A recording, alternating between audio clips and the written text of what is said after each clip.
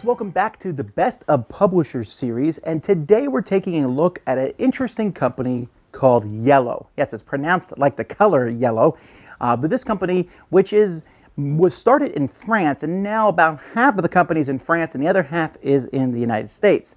This company kind of burst onto the scene several years ago with King of Tokyo. I'd never heard of this company beforehand, but they came on with King of Tokyo. As you might notice, that game slightly did well, and they've done a lot of other games. Now, when I go look to see what games they've done, it can be a little difficult. With Iello, it's hard because they, in France, publish a lot of French versions of games from all over the world. And in fact, some of the versions of the games they do are the best versions of games, and it's sad. Like, for example, Ink and Gold. Oh, their version of it kills the Eagle Gryphon version. But Eagle Gryphon has the rights to it in America, so we don't see that one here. And the other games that they've done have just demolished the original version. Iello has some of the best artwork in the business. When I know that Iello makes a game, I don't like every game Iello does, but I know that when they do a game, their artwork is going to be phenomenal. Their quality is going to be high. And that's one of the steps of Iello. Now, Iello has done mostly lighter games. They don't normally do heavier games. When they've dabbled in heavier games, they haven't done that well for them. But they do a lot of games that are still in my collection, and I actually have 11 games from Iello. And because I just felt like it. All right, well, and you'll see why when I get to the top. But so number 11 is Dungeon Fighter. Now, Dungeon Fighter was originally from Horrible Games, but Iello made a version of it, did it, and again, upgraded some of the stuff in it. It is no longer with Iello. It's back to Horrible Games. But while Iello had it, so I'm counting this as a Iello game, really enjoyed this game where you were throwing dice onto the board and trying to kill monsters by making the dice land on targets. It's a cool idea, a lot of fun, and they did some expansions for that. Earth, Air, Fire, and Water, all those added some neat, fun additions. Number 10 is Shot and Totten. Now, Shot and Totten was not originally theirs. It originally came out, and then for a long time was with GMT as Battle Line, but the new version of Shot and Totten is essentially the same game as Battle Line. An amazingly great two-player back-and-forth game, and the artwork that they did for it is phenomenal, so of course it's on my list. Number 9 is Steam Torpedo. This is a really intriguing game that I don't think really took off that much, but I liked it a lot, where each person had a submarine. Your submarines were lined up. You're kind of shooting back and forth at each other, deciding how to use the different modules that you have in your submarine to hurt the other person. Really kind of an intriguing thing as you're moving people in the submarines. I don't know if I played any game like it. You might not have either. Definitely, you want to check it out. Number 8 is one of their Tales and Games series. Iello started a Tales and Games series. They initially were numbered. Now they're no longer numbered because I think there's like 8 of them now, I think. This is the only one that made my list. That's not to say that the rest are bad. They're all fine. Some are much better than others. It's just that this is my personal 10 favorites. But for my kids, I really like them. But my favorite above and beyond the rest is Hare and Tortoise. This is a version where you have different people who are running in a race, and you're betting on who's going to win. Is it going to be the rabbit? Is it going to be the tortoise? Is it going to be the wolf? Is it going to be the fox? Is it going to be There's just different creatures that are running, and you're kind of betting on them and hoping that your person wins, and then you manipulate the race. There's several games that do this, but this one does it in a very clean, fun style with a good theme. Number 7 is Sea of Clouds. Yes, Sea of Clouds, it just came out. This is a game kind of a push your luck as you're collecting different cards, as the ship is moving through the clouds, and you're trying to get the cards that give you things that hurt other players, maybe, that let you steal from other players. You're comparing your strength to the person next to you, but there's an interesting drafting system as cards come out. You're like, do I want those, or do I want to add another card? But each time you add cards, you might be helping the player who comes after you.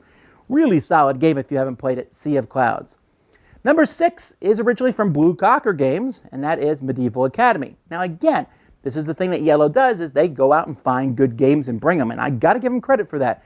Medieval Academy is a game I still think should have been nominated for the Spiel des Jahres, because it's a fun drafting game. You get a handful of cards, you draft around, and then you move different pieces on different tracks, and depending on how far you are on different tracks, depends how many points you get. The boards can be flipped over, so there's a lot of variety. The theme is kind of fun. I'm wooing the princess, slaying the dragon.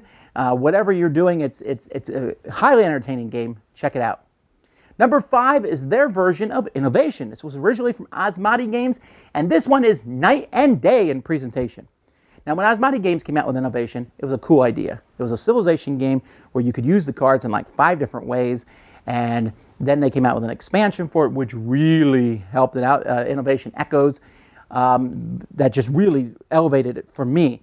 It's a bit random, but with 2 players, it plays really well back and forth. But it was really kind of just a bunch of graphic design, not much artwork. It was okay. Iello said, forget that. We're going to make this thing look beautiful. Boom, and they did. Wonderful, very great game. And the Iello version is by far the best version that's out there. Number 4 is Welcome to the Dungeon. Also, Welcome Back to the Dungeon, which was a sequel and is essentially the same game. Welcome to the Dungeon is a game in which players have one hero that's going through a dungeon, and you're all going around a table, either adding more monsters to the dungeon or taking one of the pieces of equipment of the hero away, or passing, saying, I can't do this, until one person's left. They take that hero with whatever leftover equipment they have, going into the dungeon with however many monsters it has, and then they see if they can make it through or not. A lot of fun. It's a lot of fun trying to say, I don't know, I'll add one more monster. Next person's like, oh, I'm out. And then you're like, now I got to go through. Really fun filler game. Highly recommend it. Number 3 is the World of Yoho. This is a game which uses your phone as a ship that's on the board. You put it on the board, and you can see the ship there. As you move, your ship moves on the board. When you're next to another ship, you can attack them, and you see the cannonballs going back from one phone to the other. Super innovative. I really love this game. I wish more people enjoyed it. You can go pick up things. You can not fight other people. You can go search for sea serpents and destroy them. Go hunt for treasure. There's all kinds of cool things that are in this game. That is World of Yoho. And my number 2 and my number 1, this is why I had 11, are so similar to each other. Number 2 is King of New York, and New York, and number 1 is King of Tokyo. King of New York, King of Tokyo are very similar games. King of New York is a little bit more strategic version of King of Tokyo, although King of Tokyo is faster and easier to play. But both games, just giant monsters coming, fighting each other using a Yahtzee-style mechanism where you roll dice trying to get points and or fight other monsters. In King of New York, eating tanks and trying to kill other monsters. The monsters are silly. The monsters are funny. Most people like Yahtzee-style dice where you roll, keep some, roll, getting upgrades, extra heads, extra tails, all kinds of weird mutations. This game has done phenomenally well for Iello. It's designed by Richard Garfield, the same guy who did Magic the Gathering. And this game is just one of those games that consistently hits my table year after year after year. Really does well. They just came out with a 2nd edition King of Tokyo last year. So I'm sure we'll see more and more stuff for this in the future. Really the defining game from Iello. But this was a list where I could have easily added another 10, 15 games to it. There's a lot of great games that Iello has done. And so certainly I'm looking forward to seeing what they do in the future. This has been Best of Publishers. I'm Tom Vasel, and today we took a look at Iello. Thanks so much for watching the Dice Tower videos. Find more great videos and reviews, as well as our top-rated audio podcast at Dicetower.com. You can also find other great shows at Dicetowernetwork.com. I'm Eric Summerer, and you've been watching The Dice Tower. The Dice Tower is sponsored by Cool Stuff Inc., where you can find great games for great prices. Cool stuff in stock. Check them out at CoolStuffInc.com.